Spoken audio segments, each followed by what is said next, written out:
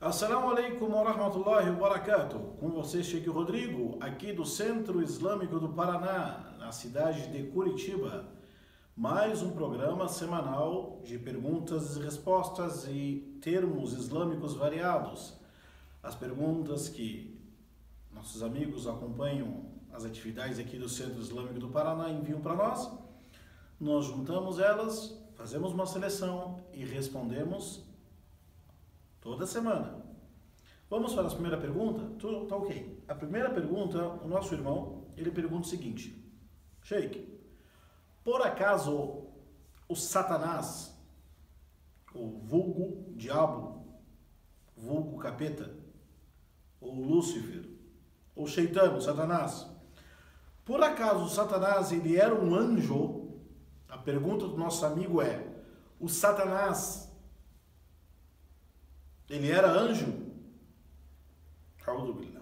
Bom, primeiro, Lúcifer, né? Ou Shaitan, em árabe, Satanás, ou Iblis, que é o Satanás, né? O Lúcifer, né? Ele não era um anjo. Ele não era anjo. Estou falando de acordo com nós muçulmanos, da teologia islâmica. Satanás, ele não era um anjo. Por quê? Porque Deus disse que não. No surata número 18 fala: Kana min al-jinn fafasaqa an amri rabbih.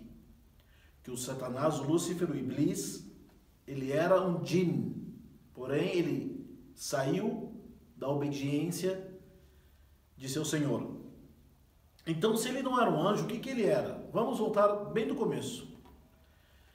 Deus tinha criado os primeiros anjos. Deus criou primeiro a criatura, são os anjos.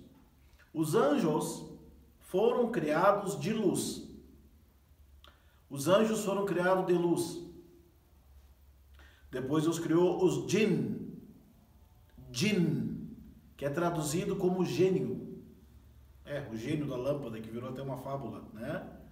Al-jinn é uma outra criatura, é uma outra criação de Deus, que não são anjos. E depois, por último, Deus criou os humanos. Criou Adão e de Adão fez os humanos. Então existem três criações. Vamos dizer assim: os anjos, os jinn, depois os humanos. Os anjos foram criados de luz, como está no Sahih Muslim. خُلِقَتِ الْمَلَائِكَةُ مِنْ نُورٍ. Os anjos foram criados da luz. Os anjos, eles não pecam. Eles não desobedecem a Deus. Isto. Os anjos, eles não desobedecem a Deus. Os anjos são sublimes, foram criados somente para adorar a Deus, obedecer suas ordens, executar suas obrigação, que é adorar a Deus. Os anjos não pecam. Os jinn, essa criação, eles pecam. Eles têm desejos passionais. O Lúcifer, o Iblis, em árabe, Iblis, ele era um jinn, não era anjo. Então, quando Deus criou Adão, está no Corão, na surata número 2, surata número 7. Quando Deus criou Adão, Deus disse para as criaturas existentes, então, que eram os anjos e os jinn: prostem-se, curvam-se, prestem reverência àquilo que eu criei. No Corão fala: فَسَجَدَ الْمَلَائِكَةُ كُلُّهُمْ ajma'un. Então se prostraram todos os anjos, exceto Iblis, que não era anjo, mas estava entre os anjos, porque existia somente os jinn e os anjos. Antes da criação dos humanos, existiam os jinn e os anjos. O Lúcifer, o Iblis, não quis se prostrar. Deus fala no Corão: ما منعك أن تسجد لما خلقت بيدي. Por que você se impede de prostrar, sendo que eu criei o Adão com as minhas mãos? O Iblis disse: خلقتني من نار وخلقته من طين. O Lúcifer disse o quê? Eu fui criado do fogo e ele foi criado do barro. Um anjo não falaria isto. O anjo, pela sua natureza celestial, que foi criada por Deus, não iria desobedecer jamais a ordem do seu Criador. Quem pode desobedecer a Deus são os jinn, depois os humanos. Então o Iblis, ele não era anjo. Existia anjos e os jinn antes da criação dos humanos. Ele estava no meio dos anjos, com os anjos, viviam juntos, os jinn com os anjos. Porém, ele se ensoberbeceu, foi arrogante, foi soberbo, e a vaidade e a inveja o impediu de prestar esta reverência à ordem divina. Por isso foi expulso e será eternamente no inferno. Então o Iblis, ele não era anjo, ele era um jinn. Segunda pergunta do nosso amigo, ele pergunta o seguinte: Sheikh, essa é uma irmã que ela pergunta se pode ter cachorro, se pode ter cachorro de estimação, né? Bom, a princípio, o mensageiro de Deus, ele proibiu, sim, ele vedou a pessoa possuir cachorro. Vou falar alguns motivos. Né? Proibiu a pessoa de ter cachorro. Cachorro é permitido a pessoa possuir somente em dois casos, ou três. É o cachorro para guarda, segurança. O cachorro é aquele que trabalha com a pessoa no campo, né? Cuida das ovelhas, tudo. É guarda, para cuidar do campo. E o terceiro, cachorro guia. Não tem aquelas pessoas que têm deficiência visual, precisam de um cachorro como guia. Somente nesses casos é permitido a pessoa ter cachorro. Fora disso, a pessoa não pode ter cachorro em casa. Se tiver dentro dessas condições, é fora da casa, não dentro de casa. Não sentado na mesa comendo como um ser humano. Pessoas que pegam o cachorro, dão um beijo na boca, né? Cachorro lambe o rosto deles, cachorro lambe a boca das pessoas. Lá o Alam, né? Que o cachorro, todo mundo sabe que o cachorro põe a língua, né? E tudo isso não pode, haram. Porque a saliva do cachorro é considerada najis, impura. Se a saliva do cachorro encostar a sua pele, quebrou sua ablução. Quebrou a sua ablução, você tem que fazer um wudu de novo. E tem outro hadith que fala: se o cachorro, إذا ولغ الكلب في إناء أحدكم, como está no Sahih Muslim, se um cachorro ele beber num prato, um recipiente que vocês também se alimentam, lá vai 7 vezes, sendo que uma última tem que ser com terra. E outro hadith do profeta sallallahu alaihi wasallam disse: quem tem um cachorro em casa, né, quem possui um cachorro, claro, eu tiro a necessidade, tirando se não for para guarda, se não for para proteção, né, a pessoa vai perder hasanat da montanha, nem que seja os hasanat tamanho de uma montanha, vai perder todo dia. Todo dia. Se a pessoa tiver cachorro, né, então tem que ser fora de casa. E cuidado com a saliva dele, né? Claro, não quer dizer que nós vamos sair chutando o cachorro, matando o cachorro, não quer dizer isso. Não, jamais. Né? O Islã ordena ser bondoso com todos os animais, né? Respeitá-los, alimentá-los, não cometer injustiça com eles, mas nós não temos cachorros em casa. Se tivermos dentro das condições específicas, a pessoa ela deve evitar de ter ele dentro de casa e tratar ele como gente, né? Como as pessoas que preferem... Bom, não precisa explicar. Muitas pessoas preferem ter animais como amigos do que preferem ter animais amigos do que amigos animais. Isto é um fato, né? Então a pessoa não pode ter cachorro, baseado no hadith do profeta que ele proibiu a pessoa de ter cachorro, exceto nessas condições, que é caça ou no campo, né? Tudo bem. Vamos lá. Outra pergunta. O nosso irmão pergunta: Sheikh, o senhor fala a palavra convertido, o certo não seria revertido? Bom, eu acho que isso só existe no Brasil, essa discussão. Convertido ou revertido? Convertido, se fala converteu o Islã ou reverteu o Islã?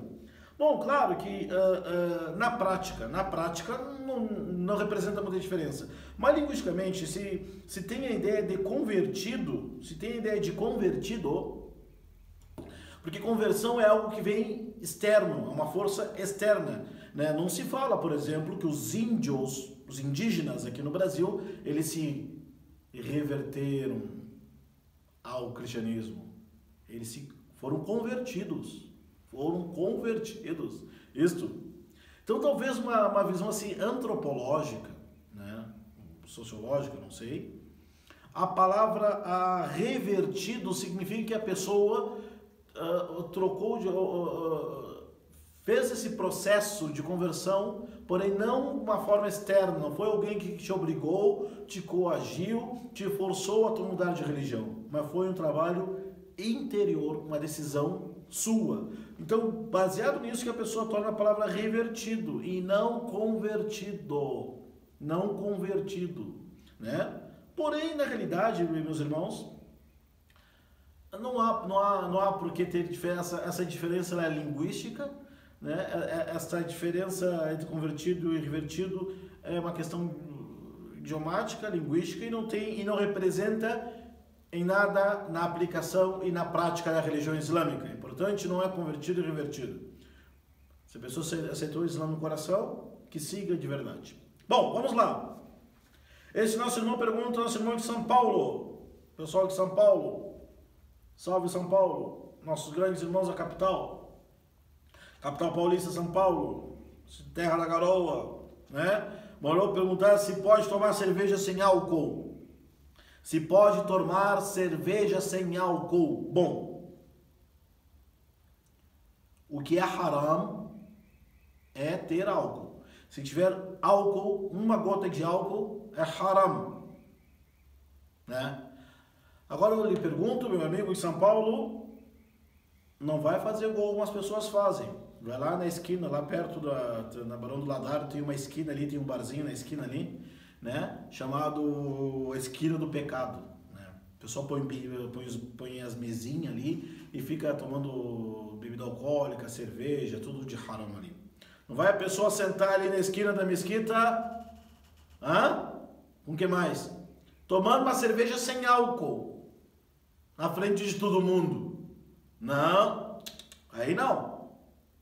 Cerveja sem álcool é permitido.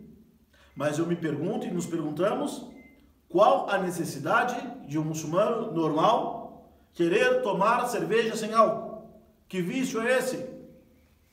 Para com esse vício, cara. É haram sem álcool? Não é haram tomar sem álcool, desde que ela não tenha álcool de verdade. E segundo, não vai fazer festinha de cerveja sem álcool na sua casa e depois botar no Facebook, tá? Não vai fazer lá na esquina tomar cerveja sem álcool. Acha que eu tô tomando cerveja sem álcool?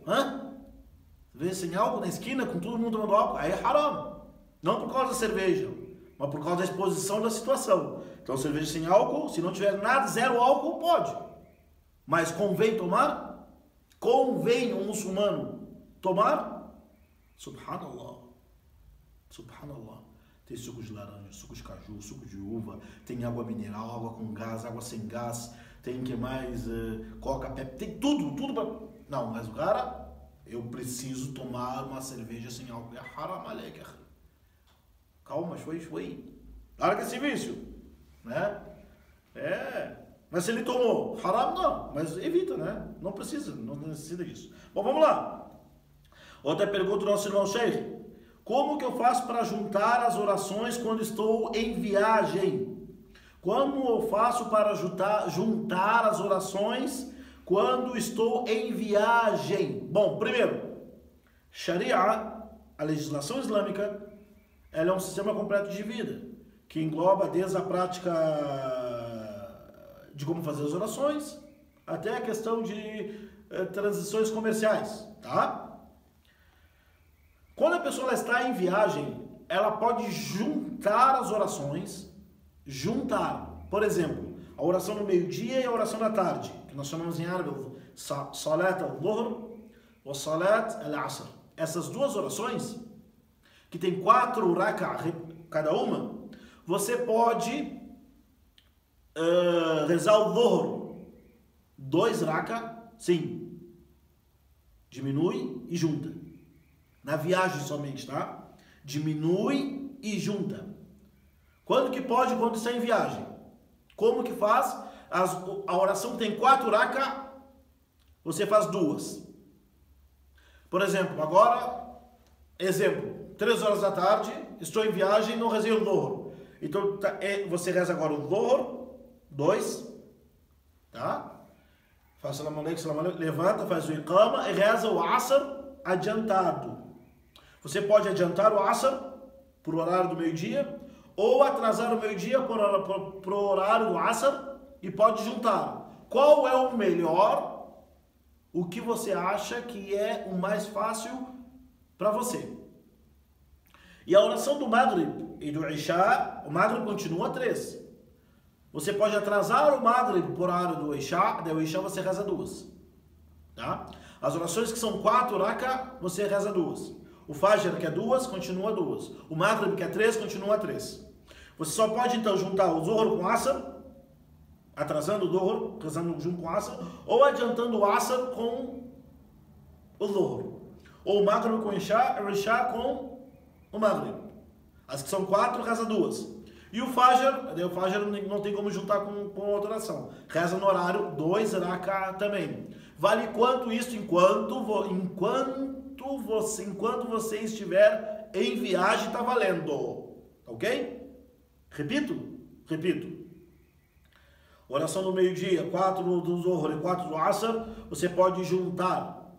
Porém, o Zuhr 2 e o Asr 2. Salam aleikum. Levanta, Allahu Akbar, e reza 2 do Asr, que horário ou adiantado ou atrasado. Tá ok? E o Maghrib 3 e o Isha 2. Bom, vamos lá. Esse irmão pergunta, Sheikh, pediu para mim falar sobre signos. Esses signos que as pessoas acreditam que existe. Virgem, Libra, Sagitário, como é que é? Leão, Touro, essas coisas aí, né? Bom, tudo isso. Isso em árabe chama-se Ilm Tanjim. A Tanjim é a crença que os astros, eles podem e influenciam a vida das pessoas e os fenômenos que existem no mundo. Ou seja, é atribuir que algo ou alguém, além de Allah, possa prever o seu futuro ou interagir no seu futuro. Isto é shirk. Isto é associar que a criação compartilha algo que é somente o Criador que possui. O que é o shirk? O que é o shirk, a idolatria? Associar algo a Allah. É acreditar, pensar, imaginar, acreditar que algo ou alguém, em vez de Allah, ou junto com Allah, ou que algo ou alguém, uma criatura, compartilha aquilo que é exclusivamente de Deus. Quem é que só sabe, quem é que sabe unicamente sobre o futuro, o que será, o que seria e se fosse entre os céus e a terra? É Deus. Então, se a pessoa ela acreditar, achar, eu acho, porque eu nasci no dia 23 de setembro até o dia 20, não sei o que, então por eu nascer assim, a minha personalidade vai ser assim, a minha sorte está registrada assim? Não. O muçulmano não pode acreditar nisso. Quem acreditar nessas coisas cometeu shirk. Tem que falar astaghfirullah, pedir perdão de Deus, pedir perdão de Deus. Repete a frase La ilaha illallah Muhammad Rasulullah, porque isso é um perigo. Pode tirar a pessoa do Islã. Tem pessoa que pega o jornal, deixa eu ver meu signo, só estou brincando, só estou vendo. Não. Não tem signos do Islã. Não acreditamos que alguém, veja lá, sabe o nosso futuro. Ok? Shirk puro. Nosso irmão está perguntando sobre... estava demorando? Só vem bomba. Só vem perguntas, aquelas coisas, né? Nosso irmão está perguntando sobre o casamento temporário. O que é o casamento temporário? Casamento temporário é o seguinte. É quando a pessoa, o homem, ele entra em acordo com a mulher, né, com a moça, e diz assim, olha menina, hoje é sexta, nós estamos casados até domingo, beleza? Eu te dou um presente aí, né, te dou 50, 100 reais, e nós somos casados até domingo. Segunda-feira nós não estamos mais casados. O que é o casamento temporário? É um casamento com término pré-fixado. É um casamento com término pré-fixado. Nós somos casados até o domingo que vem. Ou casa comigo com a condição que vamos separar a semana que vem. Esse tipo de casamento é haram. É zina, a'udhu billah. É zina, a'udhu billah. É zina, a'udhu billah. Casamento temporário é zina, a'udhu billah. O que é isso? O Islã que protege a mulher, o Islã que respeita a mulher, dignifica a mulher, e vem pessoas dizendo que é do Islã, e pede para algumas inocentes, entre aspas, né? Mas tem isso. Estamos casados até sexta-feira que vem. Daí abusa, acabou o término, tchau, acabou o contrato, parece que vai numa locadora de carro. Locadora de carro, o que ele faz?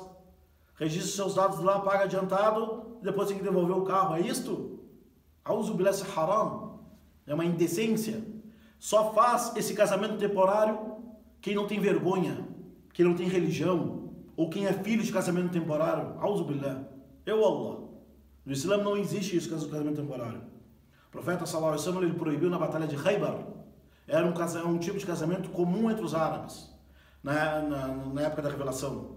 Depois da batalha de Khaybar, o profeta falou no ano 7, falou para Ali bin Abi Talib, que a profeta disse a Ali, avise as pessoas, Qad nahaytukum, eu proibi-vos, está vedado, está proibido, é haram, esse tipo de casamento. Os árabes faziam. E as pessoas que fazem hoje casamento temporário, eles não aceitam que as outras pessoas fazem casamento temporário com a filha deles, com as irmãs deles. Eu sei muito bem quem são as pessoas que fazem casamento temporário. Procuro umas desavisadas aí, e olha só faz casamento temporário com brasileiras muçulmanas. Eles não procuram outra pessoa da mesma etnia, do mesmo país, família conhecida para fazer casamento temporário. Procura as pessoas que têm mau conhecimento da religião, que são isoladas da família, ou isoladas da comunidade muçulmana. E geralmente quem faz esse tipo de casamento temporário faz escondido. Faz escondido porque tem vergonha, né? Porque não aceita para as filhas, não aceita para as irmãs deles. E daí faz com a irmã dos outros. Haram. Casamento temporário, a pessoa que, se eu estou casado com você até final de semana que vem, haram. Isso chama-se outro nome em português. Entendido? No Islã não. Casamento é casamento. Tem que ter testemunhas. Tem que ter o ali. Tem que ter, cadê os familiares? Cadê as pessoas que se conhecem? Porque que tipo de casamento é esse? Isso acontece, infelizmente, muitas pessoas acham assim.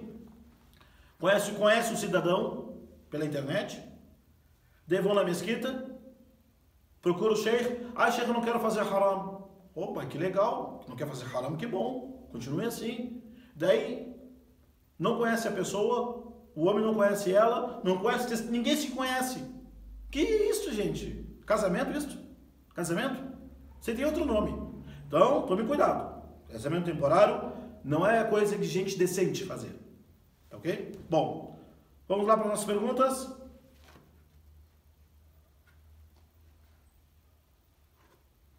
Tem mais perguntas? Tem. Aqui, ó. Sheikh, o céu, ele quer dizer o paraíso, ele é físico ou espiritual? O paraíso, o naim, os prazeres, a felicidade no paraíso, ela é física ou espiritual? São as duas juntas. São as duas juntas. A satisfação no paraíso é física e espiritual. São os dois juntos. Tá? Mas como? Sim. Allah, ele não disse que tem algo chamado paraíso?